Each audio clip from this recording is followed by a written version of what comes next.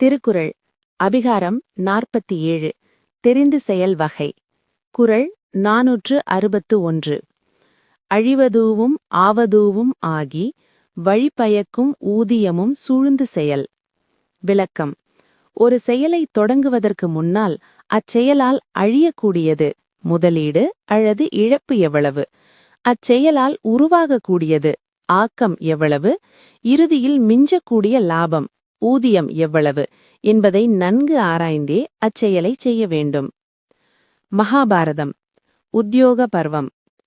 அனுபந்தம் ச வித்நாய தேசகாலௌ பலபலம் கர்மாரம்பான் விமுஞ்சேத ந ச மூடோ விபாஜ்யதே. விளக்கம். காரியத்தின் விளைவு அனுபந்தம், இடம், காலம் மற்றும் தனது பலத்தையும் பலவீனத்தையும் ஆராய்ந்து ஒருவன் காரியத்தை தொடங்க வேண்டும். அவ்வாறு செய்பவன் அறிவிலியாக கருதப்பட மாட்டான், தோல்வியும் அடையமாட்டான். வள்ளுவர் கூறும் அழிவது, ஆவது, ஊதியம் ஆகிய அனைத்தும் இந்த ஸ்லோகத்தின் அனுபந்தம் மற்றும் பலபலம் என்பவற்றுடன் ஒத்துப்போகின்றன. மனுஸ்மிருதி. ஆயத்வம் ச வினயத்வம் கார்யானாம் ச பலபலம் விஜ்ஞாய சர்வம் ஏதத்ஹி ராஜா கர்ம சமாரபேத். விளக்கம். வருமானம், ஆயத்வம், செலவு, வினயத்வம் மற்றும் காரியங்களின் வெற்றி தோல்விக்கான பலம் ஆகியவற்றை கணக்கிட்டு எல்லாவற்றையும் அறிந்த பின்னரே மன்னன் ஒரு காரியத்தை தொடங்க வேண்டும்.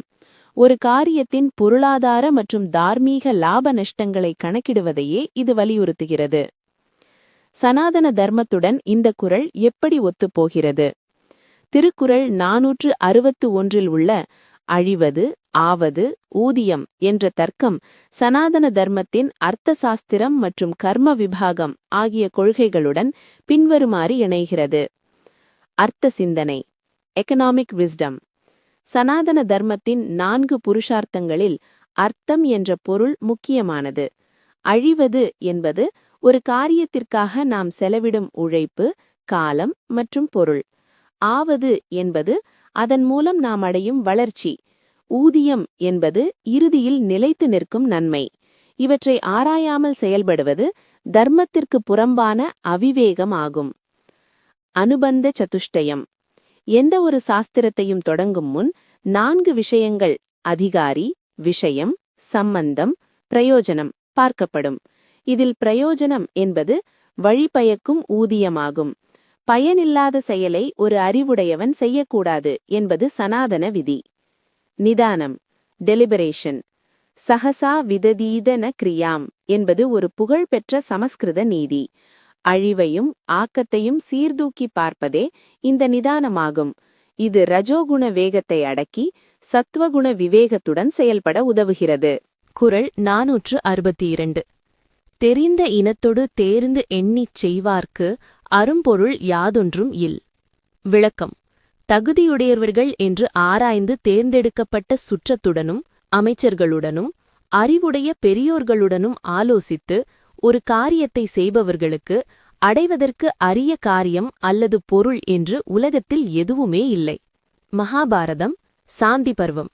மந்த்ரமூலோ விஜயதே ராஜ்யம் பவதி ரக்ஷிதம் மந்த்ரிபிஹி சஹ சம்யுக்தஹ ராஜா சர்வம் அவாப்னுயாத். விளக்கம். ஆலோசனையே வெற்றியின் வேர், அதுவே நாட்டை காக்கும். தகுதியான அமைச்சர்களுடன் கூடி சிந்தித்து செயல்படும் அரசன் உலகிலுள்ள அனைத்து பொருட்களையும் அரும்பொருள் யாதொன்றும் எளிதில் அடைவான். தனிநபர் அறிவைவிட தகுதியானவர்களின் ஆலோசனையே வெற்றியை உறுதி செய்யும் என்கிறது பாரதம். மனுஸ்மிருதி. தைஹ் சார்தம் சிந்தையேன் நித்யம் சாமான்யம் சந்தி விக்கிரகம் ஸ்தானம் சமுத்யம் ச காரியத்வயம் ச சர்வதா. விளக்கம். மன்னன் எப்போதும் தகுதியுடைய அமைச்சர்களுடன், அதாவது தெரிந்த இனம் உடன் அமர்ந்து சமாதானம், போர், நாட்டின் நிலைமை, வளர்ச்சி போன்றவற்றை ஆராய்ந்து திட்டமிட வேண்டும், அதாவது தேர்ந்தெண்ணி. அவ்வாறு திட்டமிட்டு செயல்படுபவனுக்கு தோல்வி என்பதே இல்லை. சனாதன தர்மத்துடன் இந்த குறள் எப்படி ஒத்துப்போகிறது? திருக்குறள் 462 உள்ள தெரிந்த இனம் மற்றும் தேர்ந்து எண்ணி ஆகிய கருத்துகள் சனாதன தர்மத்தின் மந்திர சக்தி மற்றும் யுக்தி ஆகிய கொள்கைகளுடன் பின்வருமாறு இணைகின்றன. மந்திர சக்தி, அதாவது பவர் ஆஃப் கவுன்சில். சனாதன தர்மத்தில் ஒரு மன்னனுக்கு 3 சக்திகள் அவசியம் என்பார்கள். பிரபு சக்தி, அதாவது செல்வம் அல்லது அதிகாரம். உற்சாக சக்தி, அதாவது மனோபலம். மந்திர சக்தி, அதாவது ஆலோசனை. இதில் மந்திர சக்தியே மேலானது. ஏனெனில் சரியான ஆலோசனை இருந்தால் குறைந்த பலம் கொண்டவன் கூட அரிய செயல்களை செய்து முடிப்பான். யுக்தி, அதாவது ஸ்ட்ராட்டஜி. ஒரு காரியத்தை செய்யும்போது யுக்தியுடன் செயல்பட வேண்டும். அந்த யுக்தி என்பது அறிஞர்களுடன் ஆலோசிப்பதன் மூலமே பிறக்கும். சித்திஹி கர்மஜா லோகே. உலகில் வெற்றி என்பது சரியான திட்டமிட்ட கர்மாவினால் விளைவது. அதிமானுஷத் துணை. ராமாயணத்தில் ராமன் தெரிந்த இனமாகிய அனுமனுடன் மற்றும் சுக்ரீவனுடன் ஆலோசித்து செயல்பட்டதால்தான் கடலை கடந்து ராவணனை வெல்லுதல் எனும் அரும்பொருளை அடைந்தார். அர்ஜுனன் கிருஷ்ணரின் ஆலோசனையை தேர்ந்தெண்ணி ஏற்றதால் பாரதப் போரில் வெற்றி பெற்றான். குறள் 463. ஆக்கம் கருதி முதலிழக்கும் செய்வினை ஊக்கார் அறிவுடையார். விளக்கம். வருங்காலத்தில் கிடைக்கக்கூடிய கூடுதல் லாபத்தை கருதி கையிலிருக்கும் முதற்பொருளுக்கே அழிவு வரும்படியான செயலை தொடங்க அறிவுடையவர்கள் முற்படமாட்டார்கள். மகாபாரதம். யோர்தஸ்திய ஜதி தர்மார்த்தம் தர்மம் வாப்பிய அர்த்த காரணாத் ச நிமஜ்ஜதி துர்மதிஹி சமுத்திரே நௌரிவ அப்ளவா. விளக்கம். எந்த ஒருவன் பெரும் பொருளை அடைவதற்காக தன் தர்மத்தை அடித்தளம் அல்லது முதலை இழக்கிறானோ அந்த அறிவிலி நடுக்கடலில் துடுப்பு இல்லாத படகு மூழ்குவது போல அழிவான். இங்கு தர்மம் அல்லது மூலதனம் என்பது ஒரு செயலின் வேர் போன்றது. வேரை அறுத்துவிட்டு பழத்தை எதிர்பார்க்கக்கூடாது என்பது பாரதத்தின் நீதி. மனுஸ்மிருதி.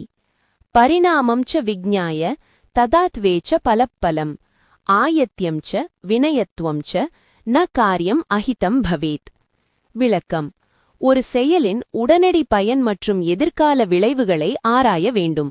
வருமானத்தை விட செலவு, அதாவது முதலீடு அழிதல் அதிகமாக இருக்கும் காரியங்களை ஒருபோதும் தொடங்கக்கூடாது. கையில் இருக்கும் வலிமையை இழந்துவிட்டு பெரும் வெற்றியை தேடுவது ஆபத்தானது என்கிறது மனுஸ்மிருதி. சனாதன தர்மத்துடன் இந்த குறள் எப்படி ஒத்துப்போகிறது? திருக்குறள் 463 உள்ள முதலிழக்கும் செய்வினை என்ற கருத்து சனாதன தர்மத்தின் அர்த்த சாஸ்திரம் மற்றும் விவேகம் ஆகிய தத்துவங்களுடன் பின்வருமாறு இணைகிறது. மூலதன பாதுகாப்பு, புரொடெக்ஷன் ஆஃப் மூலா. சனாதன தர்மத்தில் மூலம் என்பது மிக முக்கியமானது. மரம் இருந்தால்தான் பழம் கிடைக்கும். அதுபோல முதல் இருந்தால்தான் ஆக்கம், வளர்ச்சி சாத்தியம். முதலுக்கே மோசமான காரியத்தை செய்வது தற்கொலைக்கு சமமான அவிவேகம் என கருதப்படுகிறது. நித்திய அனித்திய விவேகம். அறிவுடையவர்கள், விவேகிகள் நிலையான ஒன்றை இழந்துவிட்டு நிலையற்ற ஆசைக்காக ஓடமாட்டார்கள். கையில் இருக்கும் உறுதியான பொருளை, முதலை இழந்துவிட்டு வரப்போகும் உறுதியற்ற லாபத்திற்காக சூதாடுவது அறிவுடைமை ஆகாது. பிரயோஜன சிந்தனை. ஒரு செயலை தொடங்கும் முன் இதற்கு நான் கொடுக்கும் விலை என்ன, எனக்கு கிடைக்கப் போகும் பயன் என்ன என்ற தெளிவு இருக்க வேண்டும். முதலீடு என்பது வெறும் பணம் மட்டுமல்ல, அது ஒருவனின் நேரம், உடல் நலம் மற்றும் தர்மம் ஆகியவற்றையும் குறிக்கும். இவற்றை அடகு வைத்து பெரும் புகழையோ பொருளையோ தேடுவதை சனாதன தர்மம் ஏற்காது. குறள் 464. தெளிவிலது தனைத் தொடங்கார் இழிவென்னும் ஏதப்பாடு அஞ்சுபவர். விளக்கம். தோல்வி ஏற்பட்டால் தமக்கு உண்டாகும் இழிவாகிய குற்றத்திற்கு, அவமானத்திற்கு அஞ்சுகின்றவர்கள் இச்செயல் வெற்றியில் முடியுமா என்ற தெளிவான முடிவு இல்லாத எந்த ஒரு காரியத்தையும் தொடங்க மாட்டார்கள். மகாபாரதம். உத்யோக பருவம். அனிஷ்சித்ய பிராரம்போ நகாரியः ஸ்ரேயசாரர்த்தினா நிந்தாம் ஹி குருதே லோகः அசம்பூர்ணேஹி கர்மணி. விளக்கம். நன்மையை விரும்புபவன் ஒரு காரியத்தை நிச்சயமாக தீர்மானிக்காமல் அனிஷ்சித்ய தொடங்கக்கூடாது. ஏனெனில் பாதியில் நிற்கும் அல்லது தோல்வியுறும் காரியத்தினால் உலகம் ஒருவனை நிந்திக்கும். இழிவு. அறிவுடையவன் உலக நிந்தனைக்கு அஞ்சி தெளிவு பெற்ற பின்பே செயலில் இறங்குவான் என்கிறது பாரதம். மனுஸ்மிருதி. அயசஸ்கரம் அதர்மீயம் ச லோகவித்விஷ்டமேவ ச நதத்கர்ம சமாரபேத பலமப்யத்ர திருஷ்யதே. விளக்கம்: எந்த ஒரு செயல் அபகீர்த்தியை தருமோ, தர்மத்திற்கு புறம்பானதோ, உலகத்தாரால் வெறுக்கப்படுமோ அத்தகைய செயலை செய்யத் தொடங்கக்கூடாது. அதனால் ஒருவேளை பெரிய லாபம் கிடைப்பதாக தெரிந்தாலும் கூட. புகழை காக்கத் துடிப்பவன் இழிவைத் தரும் தெளிவற்ற செயல்களை செய்ய மாட்டான் என்பது இதன் சாரம். சனாதன தர்மத்துடன் இந்த குறள் எப்படி ஒத்துப்போகிறது? திருக்குறள் 464 உள்ள இழிவென்னும் ஏதப்பாடு, இழிவாகிய குற்றம் என்ற கருத்து சனாதன தர்மத்தின் அபகீர்த்தி பயம் மற்றும் நிச்சய புத்தி ஆகிய கொள்கைகளுடன் பின்வருமாறு இணைகிறது. அபகீர்த்திஹி மரணாதபி ரிச்சதே என்று புகழ்பெற்ற ஒருவனுக்கு அவமானம் என்பது மரணத்தை விட கொடியது என்று பகவத்கீதையில் கிருஷ்ணர் கூறுகிறார். மரணத்திற்கு அஞ்சாத வீரன் கூட தன் புகழுக்கு வரும் இழிவுக்கு இழிவு அஞ்சுவான். அந்த அச்சமே அவனை தெளிவற்ற காரியங்களில் இறங்க விடாமல் தடுக்கும் ஒரு பாதுகாப்பு அரண். சம்சயாத்மா வினஷ்யதி, சந்தேகப்படுபவன் அல்லது தெளிவற்ற புத்தியுடையவன் அழிவான் என்கிறது கீதை. ஒரு காரியத்தில் இறங்கும் முன் தெளிவு, நிச்சய புத்தி மிக அவசியம். அந்த தெளிவு இல்லாத போது செய்யப்படும் செயல் அதர்மத்திலும் அவமானத்திலும் முடியும். யஷஸ், நல்ல புகழ் என்பது சனாதன தர்மத்தில் ஒருவனின் யஷஸ் என்பது அவன் செய்த தர்மங்களின் அடையாளம். ஒரு தெளிவற்ற ஒரு காரியத்தை தொடங்கி தோற்றுப்போவது ஒருவன் சேர்த்து வைத்த தார்மீக புகழை கெடுத்துவிடும். எனவே மேன்மக்கள் இழிவுக்கு அஞ்சி தெளிவற்ற காரியத்தை தொடங்குவதே இல்லை என்பது இதன் சாரம். குறள் 465. வகையறச்சு சூழாது எழுதல் பகைவரை பாத்திப்படுப்பதோராறு. விளக்கம்: ஒரு காரியத்தை செய்ய தேவையான வழிமுறைகளை, வகைகளை முற்றுப்பெற ஆராயாமல், சூழாது அவசரப்பட்டு அச்செயலில் இறங்குதல் என்பது தன் பகைவர்கள் தன்னை எளிதில் வென்று நிலைபெற செய்வதற்கு தானே அமைத்து கொடுக்கும் ஒரு வழியாகும். மகாபாரதம் சாந்தி பர்வம். அவிஜ்ஞாய பலம் சத்ரோஹோ ஆத்மனஷ்ச விசேஷதஹ யோ அப்ய மித்ரம் பிரயாதி அக்ஞஹ ச சத்ரூன் வர்தயேத் ஸ்வயம். விளக்கம்: பகையினுடைய பலத்தையும் தனது பலத்தையும் சிறப்புடன் ஆராய்ந்து அறியாமல் அறிவிலி ஒருவன் பகைவன் மேல் படையெடுத்தால் அவன் தன் பகைவர்களையே தன் கைகளால் வளர்க்கிறான். வர்தயேத் ஸ்வயம். இது வள்ளுவர் கூறும் பகைவரை பாத்திப்படுப்பது, பகைவனை நிலைபெற செய்தல் என்பதற்கு நேர் இணையான கருத்தாகும். மனுஸ்மிருதி: காரியம் அல்பம் பிரயத்னேன கர்த்தவ்யம் இதி நிச்சயः அதிருஷ்டவக சம்பன்னம் சத்ரு விஜய காரணம். விளக்கம்: மிகச் சிறிய காரியமாக இருந்தாலும் அதை செய்ய வேண்டிய முறைகளை, வகைகளை நன்கு நிச்சயித்து தொடங்க வேண்டும். முறையான திட்டமிடல் இன்றி செய்யப்படும் செயல் நமக்கு வெற்றியை தராது, மாறாக பகைவனை வெற்றி பெற செய்யும். சனாதன தர்மத்துடன் இந்த குறள் எப்படி ஒக்குப்போகிறது? திருக்குறள் 465 உள்ள வகையறச்சு சூழாது எழுதல் என்ற கருத்து சனாதன தர்மத்தின் யுத்த தர்மம் மற்றும் விவேகம் ஆகிய தத்துவங்களுடன் பின்வருமாறு இணைகிறது. அவசரம் அதர்மம். ஹேஸ்ட் இஸ் அதர்மா. சனாதன தர்மத்தில் சஹசா என்பது ஒரு பெரும் குற்றமாக கருதப்படுகிறது. முறையாக திட்டமிடாமல் ஒரு காரியத்தை தொடங்குவது ரஜோகுணத்தின் உச்சம். இது விவேகத்தை மறைத்து அழிவை தரும். பாத்திப்படுப்பது, கல்டிவேட்டிங் தி எனிமி. பாத்தி என்பது செடி வளர்வதற்கு பாசனம் செய்வது. நாம் செய்யும் முறையற்ற செயல் பகைவன் நம்மை கொல்ல நாம் தூண்டும் கருவியாகிவிடும். ராமாயணத்தில் ராவணன் சீதையை சிறையெடுத்த செயல் அவன் முறையாக ஆராயாமல் வகையறச்சு சூழாது செய்த ஒன்றாகும். அதுவே ராமன் அவனை அழிக்க ஒரு வழியாக ஆக அமைத்தது. மந்திர ஆலோசனை. ஒரு காரியத்தை செய்வதற்கு முன் 5 அங்கங்களைக் கொண்ட ஆலோசனை மந்திரம் அவசியம் என்கிறது அர்த்தசாஸ்திரம். 1. தொடங்கும் வழி. 2. ஆள் பொருள் பலம். 3. இடம் காலம். 4. இடையூறு நீக்கல். 5. காரிய சித்தி. இவற்றுள் ஒன்றை விடாது ஆராய்வதே வகையறச்சு சூழ்தலாகும். குறள் 466. செய்தக்க அல்ல செய்யக்கெடும், செய்தக்க செய்யாமை யானும் கெடும். விளக்கம்: ஒருவன் செய்யக்கூடாத தகாத செயல்களை செய்வதனாலும் கெடுவான். அதே சமயம் செய்ய வேண்டிய நல்ல காரியங்களை செய்யாமல் விடுவதனாலும் கெடுவான். அதாவது பாவம் செய்வது மட்டுமல்ல, புண்ணியம் செய்யாமல் இருப்பதும் அழிவுக்கே வழிவகுக்கும். பகவத்கீதை: நியதம் குரு கர்மத்வம் கர்ம ஜ்யாயோ ஹ்யகர்மணः ஷரீர யாத்ராபி சதே ந பிரசித்யேத் அகர்மணः. 3.8. கர்மண்ய கர்ம யஹ பஷ்யேத் அகர்மணி ச கர்ம யஹ. 4.18. விளக்கம்: விதிக்கப்பட்ட கடமைகளை செய்யத்தக்கவை நீ செய். செயல் செய்யாமல் இருப்பதைக் காட்டிலும் செய்யாமை, செயல் செய்வதே மேலானது. கடமையை செய்யாதவன் தன் உடலை கூட பராமரிக்க முடியாது. மேலும் செய்யக்கூடாத காரியங்களில் ஈடுபடுவதும் செய்ய வேண்டியதை செய்யாமல் இருப்பதும் ஒருவனை தர்மத்திலிருந்து விலக்கிவிடும் என்கிறார் கிருஷ்ணர். மனுஸ்மிருதி: விஹிதஸ்ய அனனுஷ்டானாத் நிந்திதஸ்ய ச சேவனாத் அனிக்ரஹாச்ச இந்திரியாணாம் நரஹ பததி ஆத்மனா.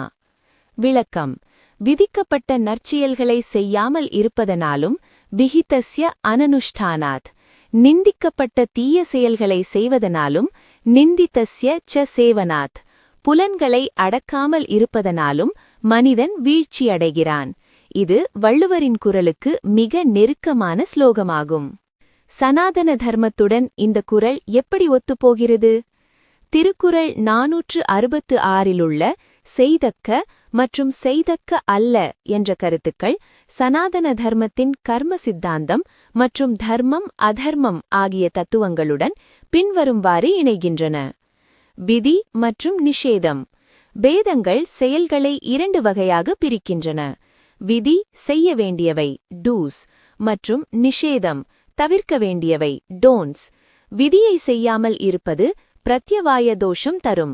நிஷேதத்தை செய்வது பாபகர்மாவை உண்டாக்கும். இரண்டிலுமே அழிவு நிச்சயம். அகர்மம் இன்ஆக்ஷன்.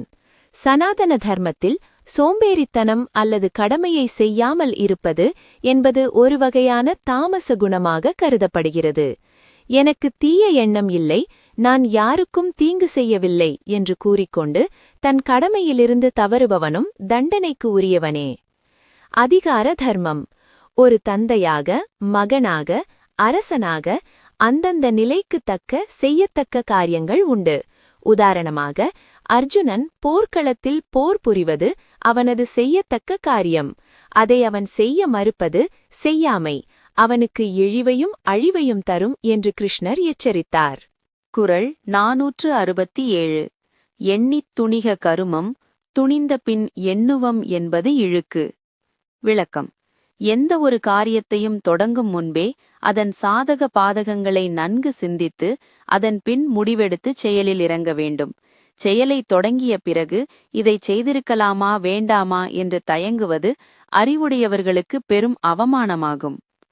மகாபாரதம். உத்யோக பர்வம். நிஷ்சித்ய யக பிரக்கமதே நாந்தர்வசதி கர்மணக அவந்திய காலோ வஷ்யாத்மா ச வை பண்டித உச்சியதே. விளக்கம்: எவன் ஒருவன் ஒரு காரியத்தை நன்கு ஆராய்ந்து நிஷ்சித்திய முடிவெடுத்து தொடங்குகிறானோ அவன் அந்த பணியை பாதியில் நிறுத்தி தயங்க மாட்டான். நேரத்தை வீணடிக்காமல் தன் மனத்தை கட்டுப்படுத்தி செயல்படுபவனே அறிஞன், பண்டிதன். இது வள்ளுவர் கூறும் எண்ணித் துணிக என்ற கருத்திற்கு மிகச் சரியான சான்றாகும். மனுஸ்மிருதி. சம்யக் விசாரிய கார்யாணி குர்வீத விச்சலக்ஷணக ஆசமாப்தேஹே ந கர்த்தவ்யம் கர்மணோ விசாரிய புனக. விளக்கம்: அறிவுடையவன் ஒரு காரியத்தை மிக தெளிவாக ஆராய்ந்த பின்னரே தொடங்க வேண்டும். காரியம் முடியும் வரை இடையில் மீண்டும் இதைச் செய்யலாமா என்ற சந்தேகத்தினால் செயலை தாமதப்படுத்தவோ மாற்றவோ கூடாது. சனாதன தர்மத்துடன் இந்த குறள் எப்படி ஒத்துப்போகிறது? திருக்குறள் 467 உள்ள எண்ணித் துணிக மற்றும் துணிந்த பின் எண்ணுதல் இழுக்கு என்ற கருத்துக்கள் சனாதன தர்மத்தின் நிச்சய புத்தி மற்றும் தர்ம சங்கடம் நீங்குதல் ஆகிய கொள்கைகளுடன் பின்வருமாறு இணைகின்றன.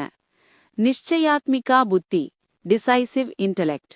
பகவத்கீதையில் கிருஷ்ணர் வியவசாயாத்மிகா புத்திஹிரேக என்கிறார்.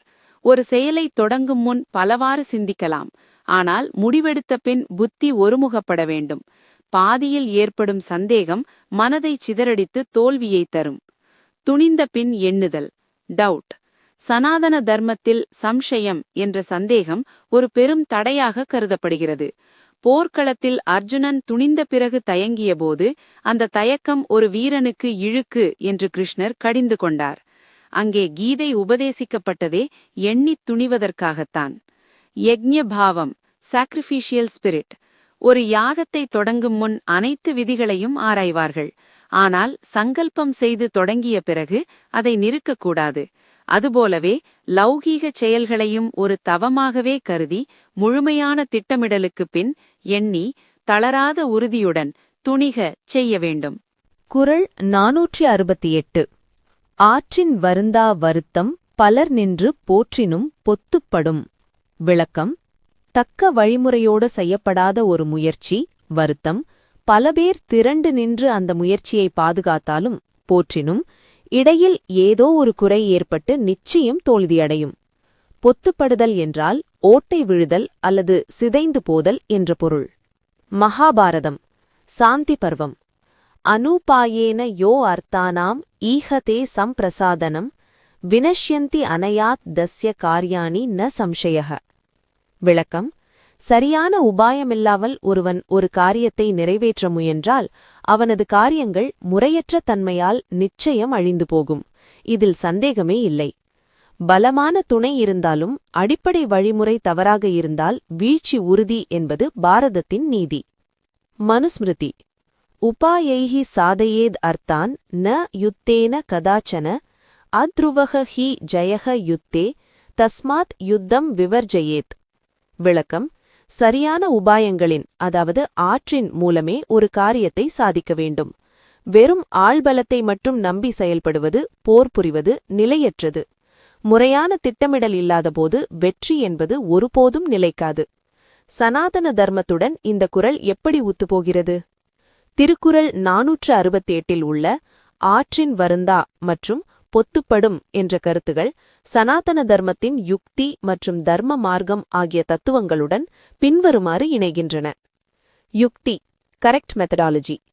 சனாதன தர்மத்தில் யுக்திஹீனே விசாரேது தர்மஹ ஹானிஹி பிரஜாயதே என்று ஒரு வாக்கு உண்டு. அதாவது சரியான வழிமுறை, யுக்தி இல்லாத விசாரணை தர்மத்தை அழிக்கும். ஒரு செயலை செய்யும் 6 முறை தவறாக இருந்தால் அந்த செயலின் நோக்கம் எவ்வளவு உயர்வாக இருந்தாலும் அது பலன் தராது. பொத்துப்படுதல், இன்ஹெரண்ட் ஃப்ளா. ஒரு குடத்தில் ஓட்டை இருந்தால் எத்தனை பேர் சேர்ந்து அதில் நீர் ஊற்றினாலும் அது நிறையாது. அதுபோல ஒரு திட்டத்தின் அடிப்படை வழிமுறை தவறாக இருந்தால் ஆற்றின் வருந்தா வருத்தம் பல பேர் ஆதரவு தந்தாலும் பலர் நின்று போற்றினும் அது தோல்வியாகிய ஓட்டை வழியாக ஒழுகிவிடும். கர்ம பலன். ஒரு செயலின் பலன் என்பது அந்த செயலை செய்த முறைமையை பொறுத்தது. கௌரவர்கள் பக்கம் 11 அக்ரோணி சேனைகள், அதாவது பலர் நின்று போற்றினர் இருந்தும் அவர்கள் தர்மத்தின் வழிமுறைப்படி செயல்படாததால் அவர்களது பலம் அனைத்தும் சிதைந்து அழிந்து போனது. மாறாக சரியான உபாயத்தை கையாண்ட பாண்டவர்கள் வெற்றி பெற்றனர். குறள் 469. நன்றாற்றலுள்ளும் தவறூண்டு அவரவர் பண்பறிந்தாற்றா கடை. விளக்கம்: ஒருவருக்கு நன்மை செய்யும்போது கூட அதில் தவறு நேரிட வாய்ப்பு உண்டு. அது எப்போதென்றால் அந்த நன்மையை பெறுபவருடைய தகுதி மற்றும் பண்பினை ஆராய்ந்து அறியாமல் அச்செயலை செய்யும்போதுதான். தகுதியற்றவருக்கு செய்யும் உதவி உபத்திரவமாக முடியும். பகவத்கீதை. அதேஷ காலே யத் தானம் அபாத்ரேபியஷ்ச தீயதே அசத்கிருதம் அவஜ்ஞாதம் தத் தாமசம் உதாஹிருதம். விளக்கம்: தகாத இடத்திலும் தகாத காலத்திலும் தகுதியற்றவர்களுக்கும், அதாவது பண்பு அறியாமல் செய்யப்படும் தானம் தாமச தானமாகும். இத்தகைய தானம் நன்மையை தருவதற்கு பதில் தீமையையே விளைவிக்கும். இது வள்ளுவர் கூறும் நன்றாற்றலுள்ளும் தவறுண்டு என்ற கருத்தை உறுதிப்படுத்துகிறது. மனுஸ்மிருதி ந வாரிதத்யபி தத்யாத் அஸ்ரத்தானே த்விஜாதயே நச்ச அனூச்சானே மூடே வா தத்தக இஹ அஸ்ய வினஷ்யதி. விளக்கம்: வேத அறிவு இல்லாதவனுக்கும் நற்பண்புகள் இல்லாதவனுக்கும், அதாவது மூடனுக்கும் செய்யப்படும் உதவி அல்லது தானம் நீரில் வார்க்கப்பட்ட நெய் போல பயனின்றி அழிந்துவிடும். ஒருவனது குணம் மற்றும் தகுதியை அறியாமல் செய்யப்படும் உதவி செய்பவனுக்கும் பயன் தராது, பெறுபவனுக்கும் உயர்வு தராது என்கிறது மனுஸ்மிருதி. சனாதன தர்மத்துடன் இந்த குறள் எப்படி ஒத்துப்போகிறது? திருக்குறள் 469 உள்ள பண்பறிந்து ஆற்றாக்கடை என்ற கருத்து சனாதன தர்மத்தின் பாத்திர விவேகம் மற்றும் விவேக சூடாமணி ஆகிய தத்துவங்களுடன் பின்வருமாறு இணைகிறது. பாத்திர விவேகம்: சனாதன தர்மத்தில் பாத்திரமறிந்து பிச்சையிடு என்ற பழமொழி உண்டு. பாத்திரம் என்பது பெறுபவரின் தகுதி. பாம்பிற்கு பால் வார்த்தால் அது விஷமாகத்தான் மாறும். அதுபோல தீய பண்பு உடையவனுக்கு செய்யும் உதவி அவன் மேலும் தீமை செய்யவே வழிவகுக்கும். இது நன்மையை செய்தவனுக்கே பாவத்தை தேடித்தரும். அதிதேவதை தத்துவம்: ஒரு செயலின் பலன் என்பது அந்த செயலை ஏற்பவரின் மனநிலையை பொறுத்தது. நல்ல பண்புள்ளவனுக்கு செய்யும் உதவி ஒரு விதையாக இருந்து விருட்சமாகும். பண்பற்றவனுக்கு செய்யும் உதவி களர் நிலத்தில் விதைத்த விதையாகும் என்கிறது மனுஸ்மிருதி. யுக்தி மற்றும் தர்மம்: தர்மம் என்பது வெறும் செயல் அல்ல, அது ஒரு கலை. யாருக்கு எப்போது எதை கொடுக்க வேண்டும் என்ற விவேகம், அதாவது பண்பறிதல் இல்லாதபோது ஒரு புண்ணிய காரியம் கூட பாவமாகவோ அல்லது தவறாகவோ மாறிவிடும். தவறுண்டு. குறள் 470 எள்ளாத எண்ணிச் செயல் வேண்டும், தம்மோடு கொள்ளாது உலகு. விளக்கம்: தன்னுடைய நிலைமைக்கு வலிமை, தகுதி பொருந்தாத செயல்களை உலகம் ஒருபோதும் ஏற்றுக்கொள்ளாது. எனவே உலகம் நம்மை இகழ்ந்து பேசாதபடி எள்ளாத, நம்முடைய வலிமைக்கு ஏற்ற காரியங்களை ஆராய்ந்து செய்ய வேண்டும். மகாபாரதம் உத்யோக பர்வம்: ஆத்மசக்திம் அவிஜ்ஞாய யோஹி கர்ம சமாரபேத் தஸ்ய தத் விபலம் கர்ம லோகஹாஸ்யம் ச ஜாயதே. விளக்கம்: எவன் ஒருவன் தனது சுய வலிமையை ஆத்மசக்திம் அறியாமல் ஒரு காரியத்தை தொடங்குகிறானோ அவனது அந்த செயல் பலனற்று போவதோடு அவன் உலகத்தாரால் கேலிக்கும் நகைப்பிற்கும் லோகஹாஸ்யம் ஆளாவான். வள்ளுவர் கூறும் எள்ளாத மற்றும் கொள்ளாது உலகு என்ற கருத்திற்கு இது நேரடி சான்றாகும். மனுஸ்மிருதி லோக விக்ருஷ்டம் அந்நியாயம் தர்ம பாஹ்யம் ச யத் பவேத் ந தத் குர்வீத மதியான் தத் சர்வஞ்ச விகர்ஹிதம். விளக்கம்: உலகத்தால் இகழப்படுவதும் லோக விகிருஷ்டம் முறை தவறியதும் தர்மத்திற்கு புறம்பானதுமான எச்செயலையும் அறிவுடையவன் செய்யக்கூடாது. ஏனெனில் அத்தகைய செயல்கள் அனைத்தும் உலகம் ஒப்புக்கொள்ளாத இழிவான செயல்களாகும். சனாதன தர்மத்துடன் இந்த குறள் எப்படி ஒத்துப்போகிறது? திருக்குறள் 470 உள்ள தம்மோடு கொள்ளாத மற்றும் எள்ளாத என்ற கருத்துக்கள் சனாதன தர்மத்தின் ஸ்வதர்மம் மற்றும் லோக சங்கிரகம் ஆகிய கொள்கைகளுடன் பின்வருமாறு இணைகின்றன. ஸ்வதர்மம் ஓன் நேச்சர் ஆர் டியூட்டி. சனாதன தர்மத்தின்படி ஒவ்வொருவருக்கும் ஒரு சுபாவம் மற்றும் வலிமை கெப்பாசிட்டி உண்டு. தனது சுபாவத்திற்கு பொருந்தாத செயலை செய்வது பரதர்மம் என்கிறது கீதை. ஒருவன் தன் வலிமைக்கு மீறி செயல்படுவது அகங்காரத்தின் வெளிப்பாடாகும். அதனை உலகம் ஏற்காது. லோக சங்கிரகம் சோஷியல் ஹார்மனி.